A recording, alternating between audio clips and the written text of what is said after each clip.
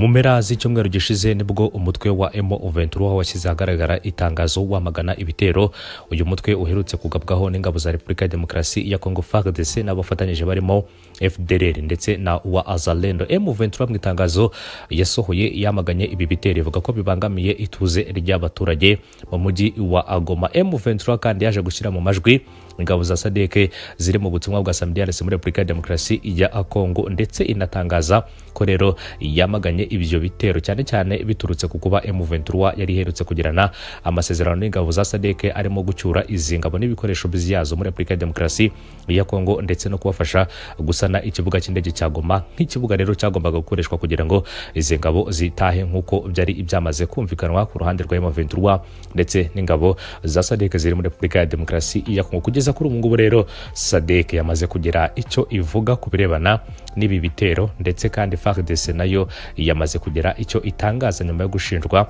ubushotoranyi n'umutwe wa M23 nk'uko tujya kubirebera hamwe muri aya makuru ku buryo uburambuye. Umuryango w'ibihugu byo mu majyepfo ya Afurika SADC wahakanye kuba ingabo zawo ziri muri Repubulika ya Demokarasi ya Kongo zaragize uruhare mu bitero ihuriro ry'ingabo za leta ya Repubulika ya Demokarasi ya Kongo ziheruka kugaba igoma ku mutwe wa M23 mu ijoro ryo kuwa gatanu rishyira kuwa gatandatu ku itariki 11 nibwo mu bice bitandukanye by'uriya mujyi ufatwa nk'umurwa mukuru w'intara ya Kivu y'Amajyaruguru habereye imirwano yasakiranyije M23 n'ingabo ku ruhande rwa leta zashakaga kwisubiza uriya mujyi. Ikindi kandi M23 mu itangazo iheruka gusohora yavuze ko mu bagize uruhare muri biriya bitero harimo n'ingabo za SADC ziri mu butumwa bwiswe SAMIDARS. Umuvugizi kandi w'uyu mutwe Lawrence Kanyuka mu itangazo yasohoye yagize ati AFC M23 iramagana yivuye inyuma uruhererekane rw'ibitero bihuriweho byagabwe na SAMIDARS ifatanyije na FARDC FDLR n'imitwe yitwara gisirikare ya Wazalendo igoma birimo rero ibyo kwa 11 Mata 2025 bibangamira ituze n'umutekano wa abaturage. Kanyuka kandi yavuze ko ibi bitero byari biri muri gahunda ya leta ya Kinshasa yo kwisubiza umujyi wa Goma byasubijwe inyuma. M23 kandi yashyize mu majwi SADC mu gihe mu kwezi gushize impande zombi zari zemeranyije ko uriya mutwe uzafasha ingabo zuriya umuryango ziri muri Kongo gutaha ndetse zikajyana n'intwaro uzazo ndetse n'ibikoresho bya gisirikare. Zari zemeranyije kandi ko SADC igomba gutanga ubufasha bwo gusana ikibuga cy'indege cya Goma kugira ngo ziriya ngabo zizakifashishe izitahe. Cyakora ibitero kandi biheruka kugabwa ku mujyi wa Goma byatumye iriya mishinga yose ihagarara.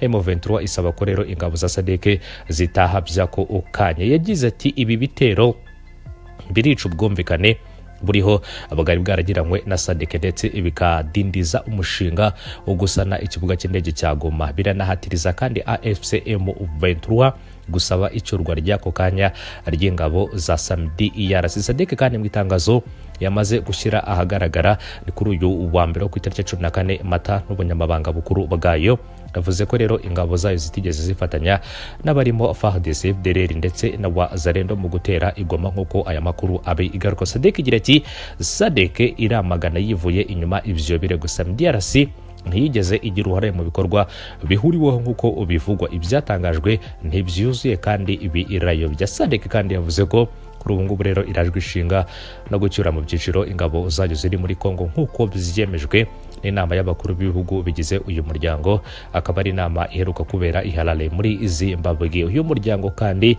wavuze ko ugifite umuhate wo gushyira bikorwa rero ibyo abakuru b'ingabo zawo bemeranyije na M23 rero ubwo impande zombi zahuriraga igoma ku itariki ya 28 Werurwe muri uyu mwaka ku ruhande rwa M23 ndetse n'ingabo za SADC. Nubwo rero M23 yashinje iki gitero ingabo za Repubulika ya Demokarasi ya Kongo mu itangazo ryashyizwe ahagaragara ku cyumweru ku itariki 13 Mata rero umuvugizi w'ingabo za Repubulika ya Demokarasi ya Kongo FARDC General Sylvain Ekenge Bomusa yahakanye ibirego by'igitero cyagabwe mu mujyi wa Goma ku nyeshyamba za AFC M23. Inyeshyamba kandi za AFC M23 zimaze amezi agera kuri 3 zigaruriye umujyi wa Goma. Zivuga ko ingabo za leta rero ndetse n'abafatanyabikorwa bazo zateye rero uyu mujyi ijoro ryo kwa 11 ishyira kwa 12 Mata, ariko FARDC isobanura ko ivyo birego bidafite ishingiro. Igisirikare kandi cya Kongo FARDC kivuga ko rero ibirindiro byacyo hafi ya Goma biri mu kilometero zirenga 300 mu majyaruguru muri teritwari kandi ya Rubero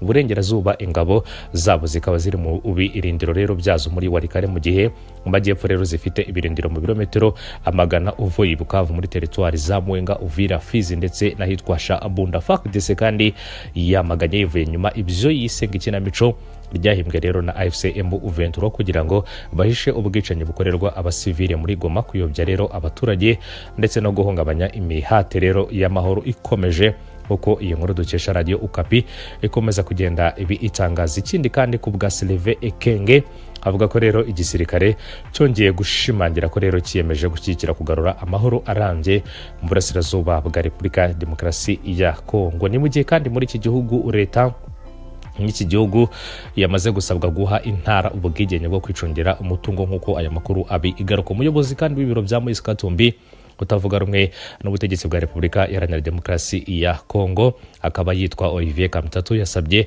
intara zo muri iki gihugu zihabwa ubwigenge hane cyane rero bwo kwicungira umutungo nk'uko aya makuru abi igaruka. Kamtatu kandi yagaragaje ko ibi byaba igisubizo rero ku bibazo byugarije iki gihugu birimo imicungire mibi y'umutungo kamere, ikindi kandi kunanirwa kurwanya ubukene n'amakimbirane y'abitwaje intwaro. Muri iki gihe kandi leta ifite ibiro Kinshasa rero niyo igena uburyo umutungo kamere w'intara zitandukanye ukoreshwa, byateje ikindi kandi amakimbirane igihe kirekire bitewe ahanini nuko akenshi usanga abazituyemo rero batabona inyungu ihagije. Urugero kandi ngo rwa hafi n'abatuye ahahoze ari mu ntara ya Katanga baherutse guteguza ko bazarega abantu batandukanye barimo abo mu muryango wa Perezida Felix Tshisekedi rero babashinja gusahura umutungo wabo. Umwe rero muri aba baturage yagize ati kuva muri 2019 ibintu byabaye bibi cyane, Katanga yabaye isanduku y'amafaranga y'umuryango wa Perezida Tshisekedi. Ukuri rero cyane cyane kubirebana n'aya makuru ngo nuko umuryango wa Perezida Tshisekedi ukura umutungo muri izi ntara cyane cyane muri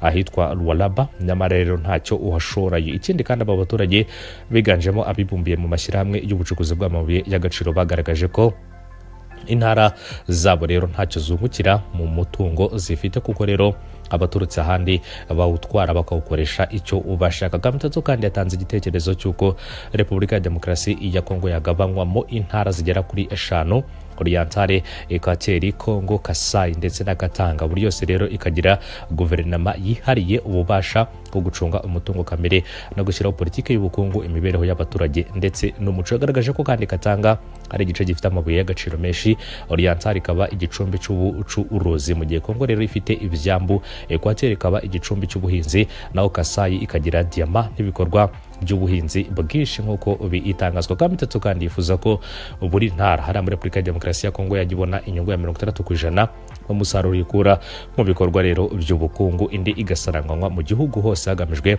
iterambere rusange. Umunyapolitike kandi yagaragaje ko ubu buryo rero bw'imiyoborere bwakwegereza abaturage ubuyobozi, ubusumbane bukagabanuka kandi imicungire y'igihugu rero ishingiye ku muco nayo ikagenda neza nk'uko yabitangaje. Ikindi kandi abona ko ubu buryo bw'imiyoborere butaba bugamije gusubiza inyuma ubumwe bwa Repubulika ya Demokarasi ya Kongo, ahubwo ko intego yaba ari ukubungabunga binyuze mu guteza imbere abantu rero ndetse hashingiwe ikindi kandi ku mutungo bafite, bukaba bwanafasha mu kugabanya amakimbirane ya hato na hato muri Repubulika ya Demokarasi ya Kongo. Ibi ngibi rero akaba ari byo abona ko bishobora gukemura amakimbirane ku ruhande rero rw'abaturage, ariko by'umwihariko akagaragaza ko imitungo bafite ndetse rero n'ibikorwa bakora muri Repubulika ya Demokarasi ya Kongo ntaho bungukira mu kuba rero. Ikindi kandi abona ko icyakorwa ari uko bagirwa intara zigenga, hanyuma ikindi kandi imitungo ikajya ibungukira nabo, bakavuga ko 60% bajya bayifata,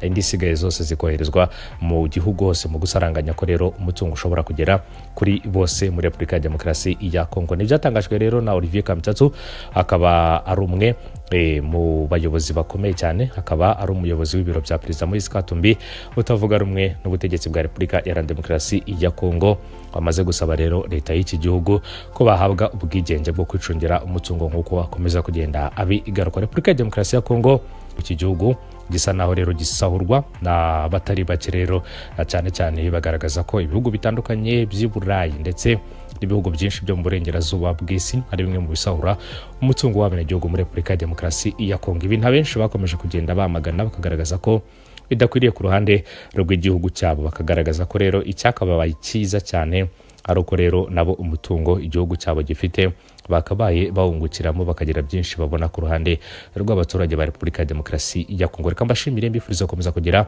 umunsi mwiza ndetse n'ibihe byiza kuri mwese mukomeje kubana natwe. Inkuru zacu nakagaruka mukomeze kugubwa neza muherereye hose, mukore kuri subscribe cyangwa se abone bo wa mbere mu kubona amakuru yacu.